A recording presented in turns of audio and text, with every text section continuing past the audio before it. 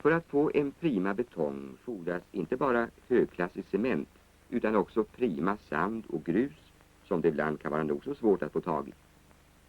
Vid Storfinnforsen hade man turen att på nära håll finna ett mycket gott grustag. Det översta lagret avlägsnas med hjälp av en traktor. Gruset får nämligen inte innehålla några föroreningar som kan äventyra den blivande betongens hållfasthet. Särskilt är det humusämnen, det vill säga huvudsakligen förmultnade växtdelar som finns i markens ytlager som man måste undvika. Med släpskopans hjälp dras gruset fram till sorteringsverket. Med paternosterverk förs gruset upp till skaksåll och faller allt efter kornstorlekarna ner i olika behållare. Härifrån töms materialet direkt ner i lastbilar och efter en körning på några minuter har det kommit fram till lossningsbryggan. Under denna finns fickor för material av olika kornstorlekar, fint och grövre grus, singel och knot. Fickorna är undertill utformade som trattar som utmynnar i en underliggande transporttunnel. Allt efter behovet i betongblandningsstationen av material av viss slag öppnar man motsvarande tappningslucka och materialet tas om hand av ett transportband. Det är ju enorma mängder material som det är fråga om. Över 100 000 kubikmeter ska tillverkas och allt arbete måste mekaniseras till det yttersta. Överst på betongblandningsstationen finns en anordning genom vilken man kan lasta av transportbandet till 4 olika behållare så att var och en av dessa får sin bestämda sort. Dessa behållare är belägna rakt ovanför själva tillblandningen. Beståndsdelarna i varje sats vägs upp. Genom att dra i spakarna får det ena materialet efter det andra rinna ner tills rätt vikt uppnåtts.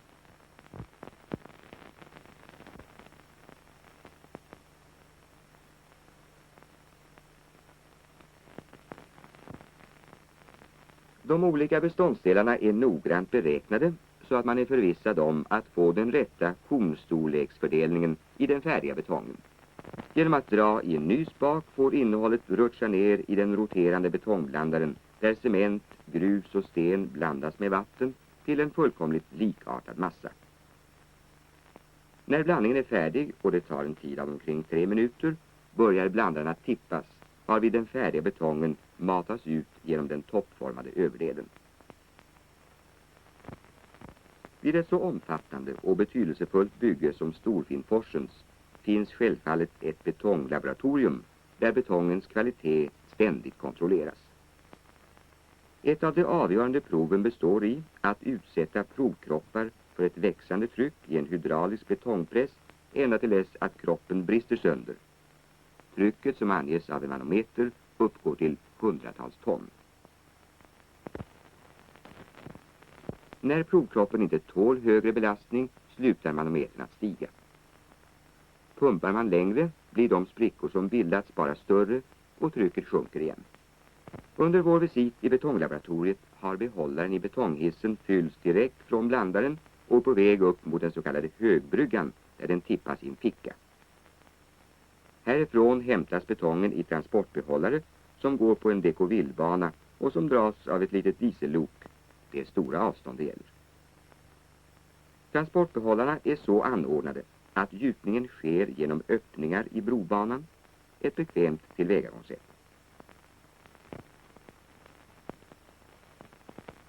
Självfallet får man släppa på så varsamt att inte betongen kommer fortare än vad man kan hinna ta emot av den goda varan. Gjutarna leder betongen till avsedda ställen omkring armeringsgärning och bearbetar massan med spakar. Armeringsjärn gick det åt i stora mängder. För hela bygget användes inte mindre än ungefär 3000 ton.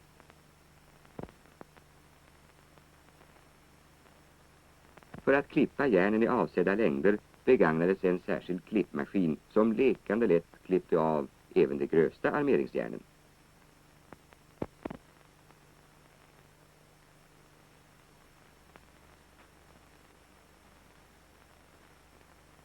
För att forma järnen att passa till olika ställen i betongkonstruktionen användes en bockningsmaskin likaledes ett ytterst effektivt hjälpmedel som sparar mycken arbetskraft, för att inte tala om arbetstid.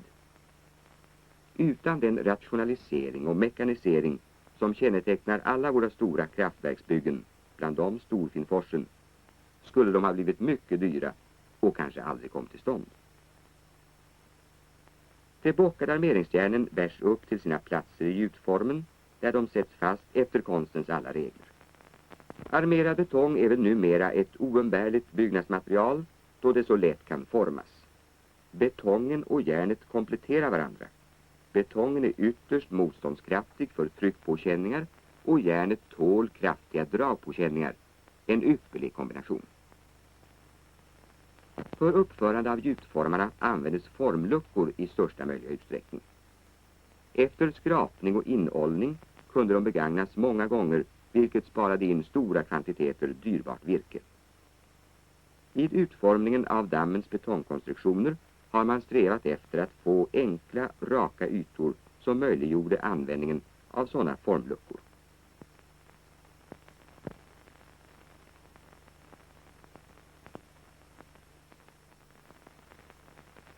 Under byggnationstiden måste älven ha fritt genomlopp, och för att få över betongen till gjutplatser söder om älven användes en kabelkran med en betongburk som rymde cirka 2 kubikmeter. Väl anlänt till en mottagande betongbehållare tömdes burkens innehåll. Behållaren, som var monterad på ett speciellt chassi, drogs iväg till gjutplatsen längre bort på södra delen av betongdammen. Verkmästare Nyberg, som har hand om betonggjutningarna, ger några order om gjutningen. Och här kommer betongbehållaren åkande. För att spara på erforderligt utrymme i sidled är tömningsöppningarna riktade framåt under transporten ut efter dammen. Därför måste man först vrida behållaren i rätt vinkel innan man kan börja gjuta betongen ner i formarna som ligger under själva banan. När arbetarna nere i formen är redo att ta emot betongen släpps den på och blir bearbetad på sedvanligt omsorgsfullt sätt.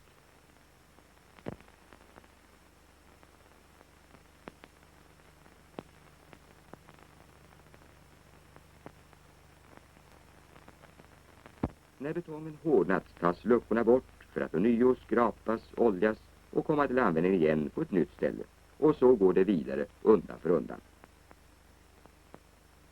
När alla formar borttagits och man fått möjlighet att överblicka resultatet av gjutningarna, då först får man det rätta intrycket av dammens väldiga dimensioner.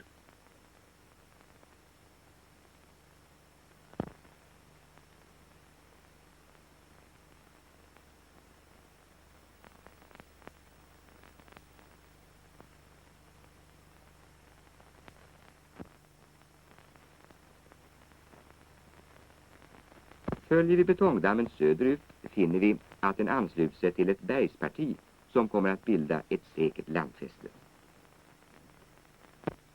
För dammens grundläggning spränger man bort allt löst berg på ytan och på djupet till dess att man når fast och tätt berg. Och vad det kommer an på vännen Harry Andreasson så kan man vara lugn för att han och hans kompisar sörjer för att arbetet blir väl utfört. Det är egendomligt att tänka sig att den blivande sjöns vattenyta kommer att nå upp till detta berg så högt som det ligger ovanför Älvdalen.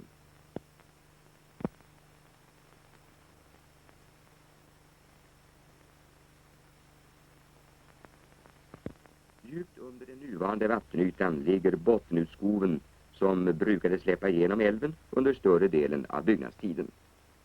Vågbildningen i den korta kanalen från bottenutskoven hade för säkerhets skull i förväg studerats i modell och verkligheten överensstämde precis med vad som hade förutsagts.